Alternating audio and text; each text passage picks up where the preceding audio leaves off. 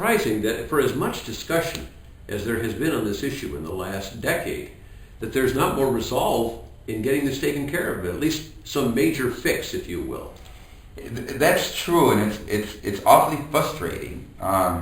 We have come up with major bills in 2006 and 2007. George Bush was president of the United States, and we actually got it passed in the Senate.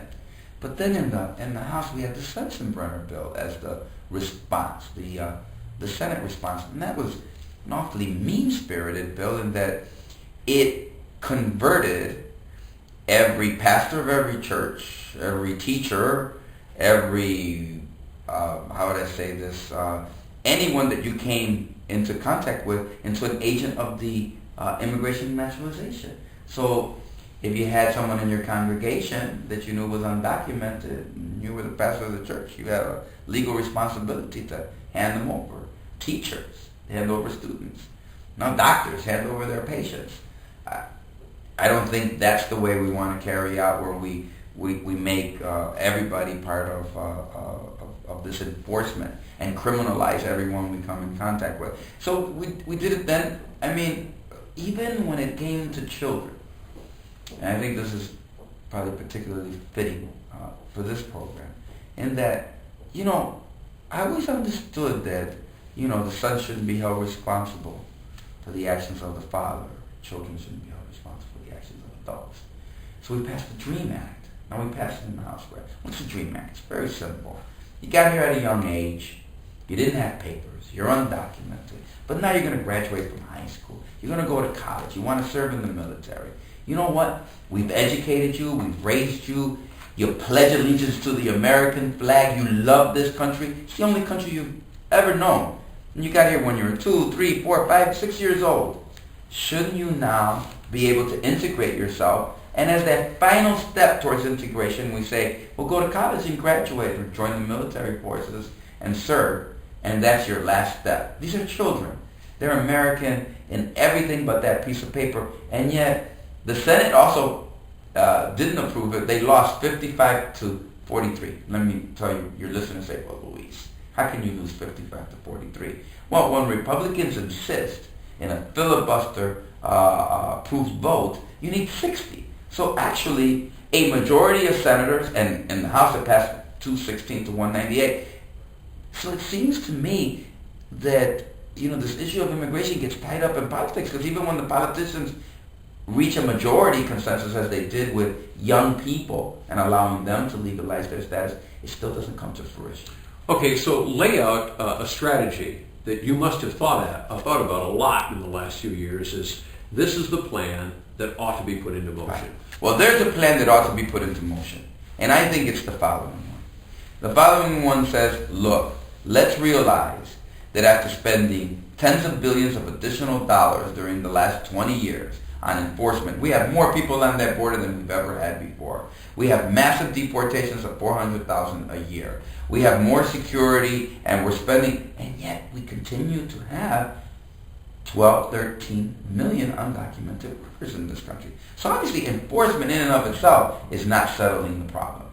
So I have a much more reasonable approach. I say, look, not everyone that came here from another country is a foreigner, but not all of them are immigrants. To me, if you're dealing drugs, if you're a gangbanger, if you're a person that is doing damage to society, you're a criminal element, then you're a foreigner. We should have all the resources to deport you and rid this country of you.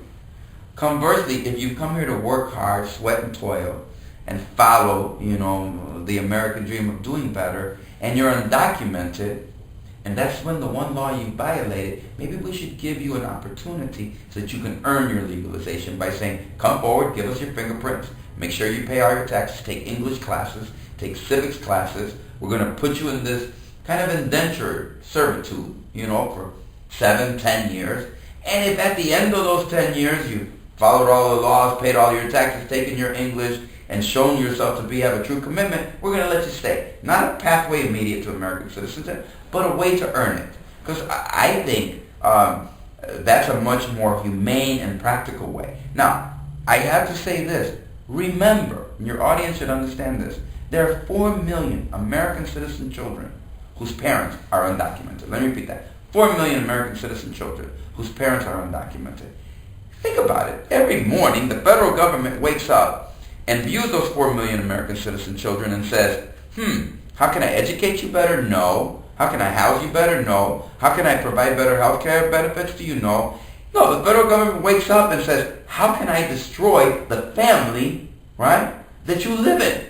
How can I take your mom, your dad away from you and deport them and destroy that family? These are American citizen children. We have the DREAM Act kids. We all know they came here at a young age. There's about 1 million of them. Shouldn't we find a way, while we're fighting and struggling to secure our borders, which we should do, to make sure that we legalize the workers that are already here?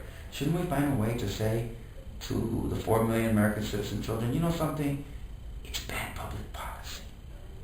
And to me, it's immoral to use government forces to say to a child, an American citizen child, we're going to take your dad away, we're going to take your mom away, when the dad or the mom are struggling and fighting as an immigrant to this country, here undocumented, to give that child a better place to live in. So I just think we can work this out. I think fair minds can come together and work this out. But what I say is, look, I want it to be flawless. If you're a criminal and you're a foreigner to this country, you know, we catch you seamlessly, we rid ourselves of you. But I say conversely, if you're one of the millions of workers, I want to act this very quickly because I think we all share a responsibility, because remember, these undocumented workers are a subclass of our society. They're a very vulnerable population, they're an exploited population, and I think we should all ask ourselves. The last time I took my wife or someone took their husband out to dinner, and you saw the door open to the back room, and you saw the dishes getting washed, and you saw somebody, Jose, back there washing the dishes, did you get up from the table and say, well, I don't want to have dinner here, I suspect that man washing the dishes back there? When you walked in, you saw Maria making your bed when you were dead tired at the end of a long day, and you walked into a hotel room. Did you say, I'm not going to eat these vegetables or this fruit that was harvested here in America, although you know that 7 out of 10 agricultural workers don't have documents? No, we're all accomplices. We all see the shiny floors when we show up at the magnificent downtown buildings that we go to work to. We know these women who come to care for our children so that we can go off to work in the early morning. We all know who's cutting the grass and doing the gardening. We know who's doing the landscaping while people go out about their business of playing golf. All I'm saying is, if we know, then let's recognize that we have a responsibility as Americans to treat them humanely, fairly, and justly, and integrate them so that their work is rewarded and compensated as Americans know how to reward and compensate. This is a democracy, the finest, greatest democracy, and we should treat everyone that works here with that same distinction. You're listening to Moody Radio. This is Mark Elfstrand.